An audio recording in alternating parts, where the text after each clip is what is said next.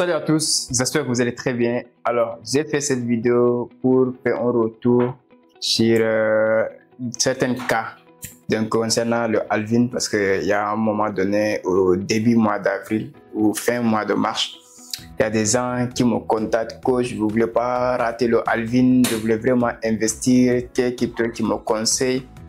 J'espère que j'avais fait une analyse sur Bitcoin que j'avais posté sur ma page Facebook. Alors, avant même le halving, avant même le mois d'avril, il y a beaucoup qui se précipitent pour penser que dès que le halving arrive, donc les cryptos vont exploser, ainsi de suite. Alors, dans cette vidéo, je vais essayer de parler du halving, qui est la cause. C'est parce que c'est un événement qui se passe chaque 4 ans. Maintenant, l'effet aussi, on va parler de ça. Parce que quand on parle de halving, d'abord c'est la division des récompenses des mineurs. Maintenant, quand on a divisé les récompenses des mineurs, ce n'est pas le même jour ou même la même semaine que le marché doit obligatoirement exploser. Et c'est que l'erreur de beaucoup de personnes, parce que j'avais reçu une dame ici au bureau, à Global Market Investment, qui est venue pour une consultation, donc pour des conseils investir sur les crypto-monnaies, parce qu'il a entendu sur les réseaux sociaux que les gens disent que le halving, tu vas devenir millionnaire quand tu investis sur les crypto-monnaies, donc il ne voulait pas rater le jour de halving, ainsi de suite. Je lui ai dit que bon, en fait, l'investissement en crypto-monnaie, ça englobe beaucoup d'aspects. Ce n'est pas seulement l'aspect halving. Donc il faut regarder les cycles, comment les anciens cycles ont été, c'est-à-dire que le halving de 2012, le halving de 2016, le halving de 2020, comment le scénario a été. Si nous regardons très bien, ce n'est pas le jour du halving que les marchés ont tendance à exploser.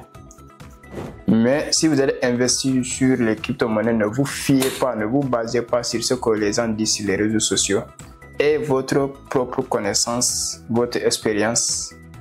Vous vivez vos propres expériences à travers vos connaissances. Essayez de faire les choses à votre manière. Adaptez les choses à votre circonstance, à votre manière. Cela vous permettra de ne pas tomber sur les pièges.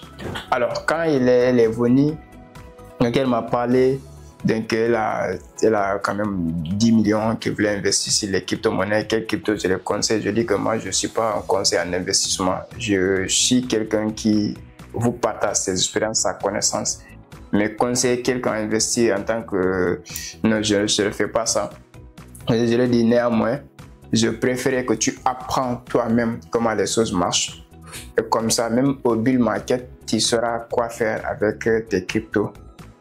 Mais si tu dis que quelqu'un te dit d'investir sur les cryptos, si moi je te dis d'investir sur les cryptos, alors que le bull market arrive, tu as fait des profits, tu ne sais pas comment retirer ton argent et que moi je ne suis pas disponible, comment ça va se passer? Donc, c'est à cet effet-là que le halving est déjà passé. C'était le mois d'avril, c'était vers le 19 si je ne me trompe pas. Aujourd'hui, je vais essayer de partager mon écran. On va essayer d'évaluer les marchés ensemble. On va essayer de voir quel était l'effet sur l'immédiat sur les crypto-monnaies après le halving. Et on va voir dans quelle mesure on est en train d'aller, c'est-à-dire dans quelle mesure le marché est en train de se préparer pour le bull market. Parce que ce n'est pas que le halving c'est aujourd'hui, une semaine après dans le bull market, non. Ceux qui n'ont pas vécu par expérience le bull market passé, ils ne peuvent pas comprendre ça. Parce que le bull market passé et le halving c'était en 2020, donc le bull market c'était en 2021. Maintenant il y a des gens même qui sont arrivés en début 2021, ils ont profité, ils ont fait beaucoup d'argent avec les cryptos, alors que le halving c'était en 2020. De cette année, on va essayer de voir d'abord sur certains sites comment le marché se comporte en ce moment en termes de profit ou en termes de perte, c'est-à-dire en termes de gain ou en termes de perte, de pourcentage durant le mois d'avril, la semaine et ainsi de suite. Maintenant, on va essayer de voir le graphique de Bitcoin parce que le halving ça concerne que Bitcoin. On va essayer de techniquement voir jusqu'où le Bitcoin pourra réagir. Ça, c'est très intéressant. Donc, si c'est la première fois que toi tu tombes sur une de nos vidéos, abonne-toi, activez la cloche de notification. Ici, nous sommes Global Market Investment. Je suis Youssouf Diaby, trader indépendant, crypto-investisseur. Donc là, on vous partage de tout ce qui est en rapport avec les marchés financiers, les trading, la crypto-monnaie, donc le forex, les indices, ainsi de suite. Donc nous partageons des contenus relatifs à ça. Et si cela t'intéresse, abonne-toi et active la cloche de notification pour ne pas manquer les vidéos qu'on va publier les prochains jours. Donc, entre parenthèses aussi, je t'invite à notre grande conférence le 4 mai, samedi. Si vous êtes ici à Dakar, donc le 4 mai, c'est une conférence totalement gratuite que nous avons organisée, Global Market Investment, pour vraiment partager nos expériences, partager des informations, des formations sur tout ce qui est les marchés boursiers, comment investir dedans, comment trader, et ainsi de suite. Donc, si tu es intéressé, contacte les numéros qui vont filer et surtout réserver ta place parce que le nombre est limité, même si c'est gratuit, mais c'est sur réservation. Donc là, on se donne rendez-vous le samedi 4 mai 2024 à 15h00 au Grand Théâtre National de Dakar, à Ville. Alors, on va maintenant partager l'écran. On va essayer de voir maintenant comment le marché il est et qu'est-ce que nous pouvons vraiment tirer de l'expérience dit, parce que quand l'événement arrive, il va falloir que les gens comprennent. Donc d'abord, nous sommes sur Crypto Bubble. Crypto Bubble, ce qui nous permet de voir donc par heure, par jour, par semaine, par mois, par an, comment le marché se sont comportés en termes de performance, de gains ou de pertes.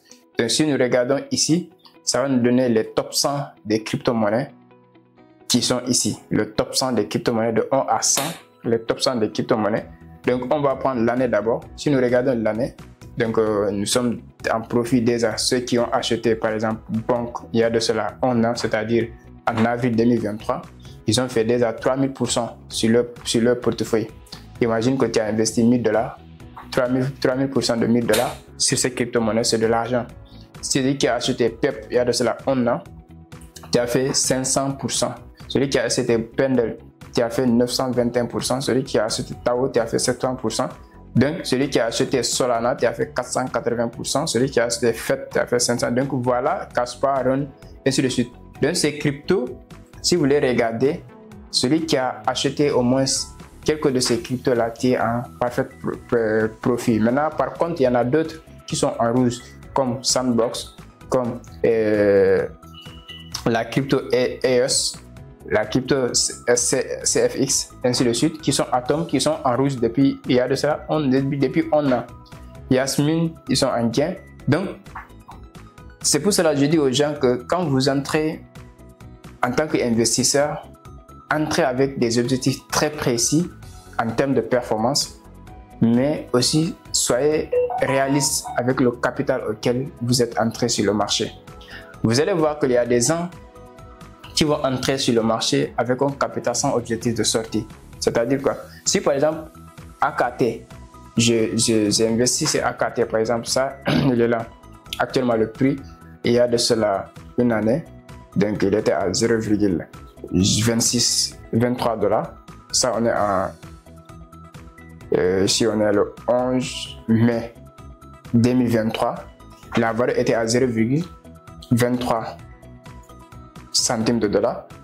Alors, si moi, par exemple, je donne un exemple, j'ai investi à ce prix-là. Si mon prix de sortie est que quand l'actif va atteindre 5 $, je vais sortir du marché. À partir de là, déjà que le marché atteint les 5 $ ici, le 3e mois 2024, c'est-à-dire que le 3 mars 2024, là, je vends l'actif, je sors.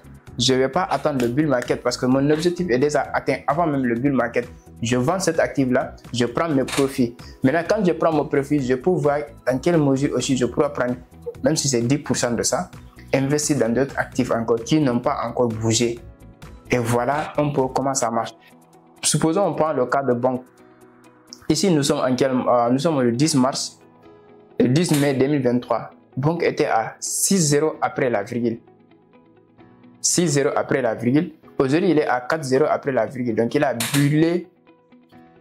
brûlé et combien de zéros? Il a brûlé, disons, il a brûlé 2 zéros. Donc, ce qui fera que si vous avez investi, vous avez fait 3600%. Si votre objectif a été atteint, vous pouvez vendre et sortir du marché. Mais si vous n'avez pas d'objectif et que vous êtes excité, vous avez entendu les pourcentages que les cryptos vont et vous allez venir acheter n'importe quel crypto ou les cryptos qui sont en tendance parce que bon, au moment où C'est maintenant que les gens ont entendu parler de banques, de PEP, ainsi de suite, parce qu'ils ont fait des performances. Mais au moment où il y a des crypto-monnaies qui n'ont pas fait des performances et que tout le monde l'ignorait, si tu avais des connaissances, tu pourras analyser, prendre position avant que la masse le connaisse. Mais c'est quand la masse va connaître maintenant cet actif, vous allez voir qu'en ce moment-là, ça va faire des effets. Et là, c'est ce qui va vous rendre riche dans le monde de la crypto-monnaie. Si nous prenons maintenant les de 100 à 200, c'est-à-dire que les top 200, vous allez voir qu'il y a des crypto-primes qui ont fait 900%, il y a IOS qui a fait 2000%, il y a Pepcoin qui a fait 5000%, il y a OME qui a fait 2000%. Donc quand on vous dit que, personnellement, je n'ai pas vu de secteur d'activité plus lucratif, c'est-à-dire que des secteurs d'investissement plus lucratifs que la crypto-monnaie, je ne l'ai pas vu. Parce que la crypto-monnaie a la capacité de te donner un retour sur l'investissement de 1000%, 2000% en une année. Et plus que ça même. Parce que si vous avez regardé 5000% en une année, c'est quelque chose. Si nous revenons en mois, au mois, vous allez voir que, par exemple, nous prenons les top 100 d'abord. Le top 100, dans le mois, vous allez voir que l'effet du halving. L'halving, c'est le mois d'avril. Nous sommes dans le mois d'avril. Vous allez voir que malgré le halving, les top 100 des cryptos, vous avez vu, malgré le halving, tous les cryptos de ce mois-là, ils sont entrés en rouge. Il y a des gens qui ont fait des 40, il y a des cryptos qui ont fait 43%, moins 29%, moins 36%, moins 49%, moins 34%, ainsi de suite, moins 40%. Donc, tous ces cryptos ont perdu de la valeur. C'est pas parce que le halving c'est en mois d'avril, les cryptos vont exploser, non. Le halving c'est l'événement, c'est une cause. Maintenant on va voir la cause là, qu'est-ce que ça va donner comme effet. Maintenant dans l'immédiat ça donne pas. Parce qu'il va falloir que la liquidité, on absorbe la liquidité. Il va falloir qu'on ait d'abord accumulé de la liquidité pour que maintenant après le marché part à la hausse. Et ça c'est les mois prochains. Alors, toutes personnes qui n'ont pas encore se positionné, c'est le moment de se positionner. Toute la semaine là, on est en rouge. Il y a que quelques cryptos que tu vois en vert ici qui ont fait des pourcentages. Mais tout le reste, c'est la semaine là, rouge. Aujourd'hui, que je fais la vidéo là, nous sommes le 29. Ici, tout le marché est en rouge, sauf ces deux cryptos, ainsi de suite. Donc, ici, à 1 heure, en rouge encore, on voit que quelques cryptos qui sont en train de se relever après la chute et ainsi de suite. Mais si nous regardons au bout de ce mois-là, on prend alors les cryptos de 100 à 200, rouge encore, vous allez voir qu'il y a plus de rouge que de vert. Alors de 200 à 300, vous allez voir qu'encore c'est plus de rouge. De 300 à 400, vous allez voir que plus de rouge. Donc, pour vous dire maintenant, vous n'avez pas à vous précipiter ou arrêtez ça. Il ne faut pas que les gens vont vous embrouiller sur les choses qu'ils ne maîtrisent pas en profondeur en fait. C'est facile que tout le monde parle de la crypto-monnaie. J'ai acheté crypto, j'ai investi sur crypto, ok. Mais c'est pas évident que tout le monde comprenne le fond des choses. C'est ça le problème. Et c'est que vous devez comprendre. Et si nous regardons fondamentalement, et si nous regardons en termes de performance du mois, vous allez vu que de 1 à 400, la majorité des 99% des cryptos sont en rouge. Jusqu'à un peu mais jusqu'à 700, de 600 à 700, la majorité sont en rouge. Donc vous allez voir que toutes ces listes de 1 jusqu'à 1000 même, la majorité au mois d'avril c'est en rouge. Donc si vous comprenez ça et que vous avez compris le cycle des choses, vous avez compris le fond des marchés, personne ne va vous embrouiller en vous mettant la pression. On est le halving, il disait non. Faisez les choses avec votre conscience, faites les choses avec votre intuition, faites les choses avec la connaissance.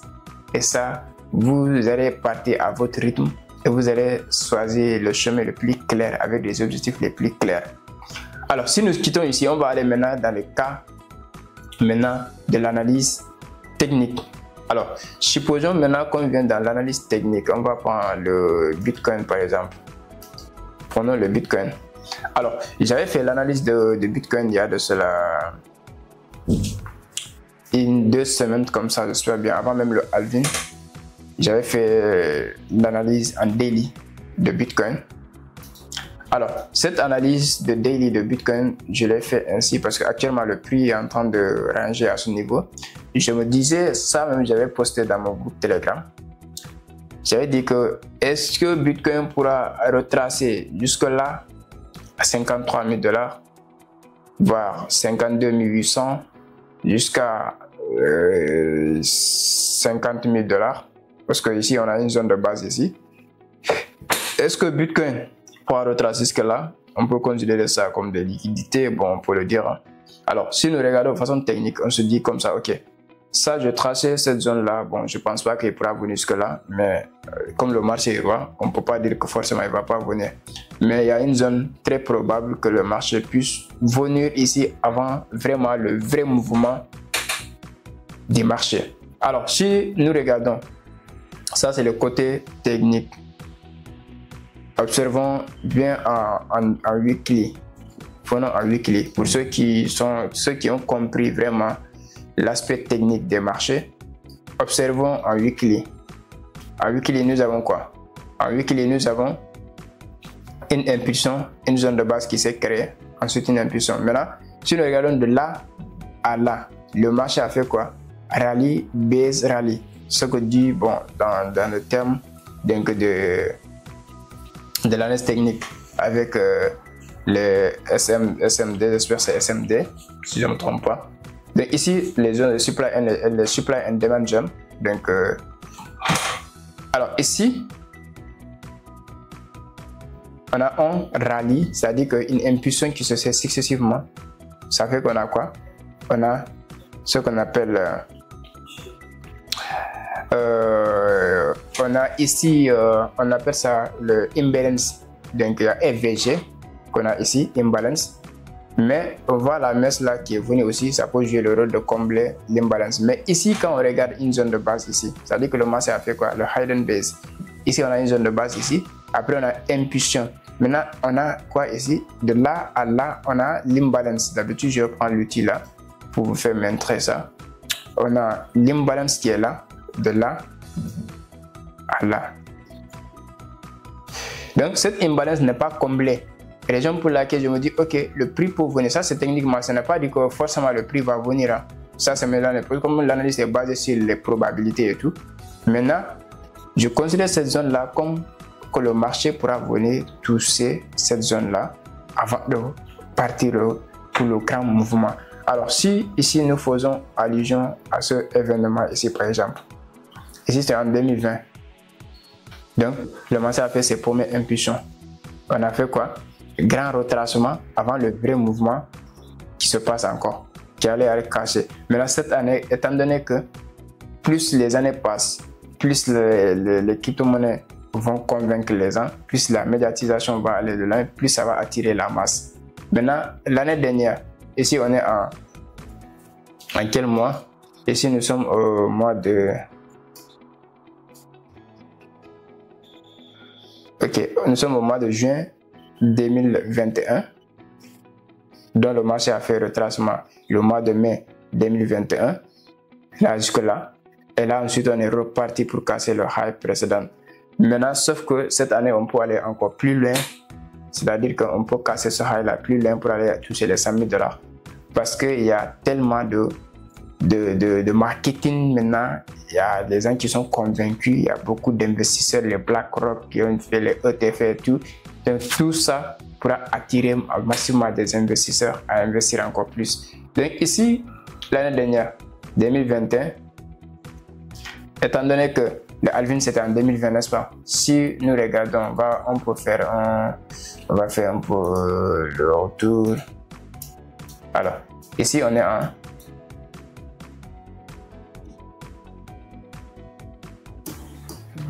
Ici, on est en 2020, 19, 2020. Et ça, tout ça, c'est 2019. Ici, on est entré en 2019. Ici, on est en 2020, février 2020. Le halving s'est fait au mois de février, si je ne me trompe pas. Au mois de février de 2020. Mais après le halving, qu'est-ce qui s'est passé? Le marché a fait une crash comme ça. Donc, le marché a fait crash comme ça. On était venu jusqu'au 3000 $, alors qu'on était au niveau de 9000 $. Donc on a perdu disons 3 fois le prix avant que le vrai mouvement se commence au janvier. Maintenant on est reparti jusqu'au mois de juillet. On est toujours on n'a pas pu casser le high là au mois de novembre, au mois de septembre du moins, on a commencé à aller jusqu'au mois de novembre, maintenant décembre, et là maintenant le vrai mouvement a commencé, donc jusqu'en 2021. Donc c'est le même scénario techniquement, ça peut se poser. On peut aller jusqu'à on est au mois de mai comme ça, juin, juillet, on peut aller jusqu'à septembre avant que le vrai mouvement vraiment se passe. Donc ça c'est l'aspect, puisqu'on dit que les cycles se répètent, normal maintenant avec l'aspect technique que je vois, sincèrement le marché pourra venir jusque là avant de repartir. Et maintenant, ce n'est pas un conseil d'investissement d'attendre que le prix arrive ici pour acheter, mais la stratégie que j'utilise c'est le DCA, c'est-à-dire qu'à chaque niveau vous faites vos achats. Alors si nous venons en H4, d'habitude en H4 le spéculateur CFD, voilà les zones auxquelles j'ai tradé la semaine passée, c'est-à-dire cette zone de vente, je l'ai tradé à la vente. Là le mouvement là, je l'ai accompagné. À partir de là, j'ai accompagné le prix pour venir prendre l'OB ici, l'ordre bloc qu'il a laissé. Ensuite, je sell ici. Et là, je suis sorti ici. Donc, le prix est là. Il pourra rebondir encore comme ça. Ou même, en tout cas, casser la zone. C'est pour ça que j'ai tracé ces 3 niveaux-là. Pour dire que ces niveaux sont les zones du prix. Le prix, il va s'évacuer. Il va se promener entre ces zones-là de toute façon. Maintenant, si il casse la zone là, on a aussi l'imbalance qui est là, on a un autre bloc qui est là, c'est-à-dire supply zone. Maintenant s'il casse le support ici, on va aller atterrir en bas parce que déjà ici nous avons le equal low qui est là, la liquidité, parce que étant donné la liquidité est le carburant du marché. Et là il y a une autre liquidité qui n'a pas été prise, ça c'est la messe de liquidité. Donc cette liquidité, quand on l'a pris, ça fait que le prix a renversé ce que là. Donc en partant, on a créé notre liquidité equal low qui est là. Donc le prix peut venir ramasser toutes ces liquidités et combler le gap qu'il a laissé ici en daily. Et maintenant, on pourra assister au grand mouvement maintenant. Maintenant, bon, ça c'est l'aspect technique, ça peut ne pas se réaliser comme le marché est roi. De dire le fondamental aussi est plus puissant que le technique et l'aspect technique.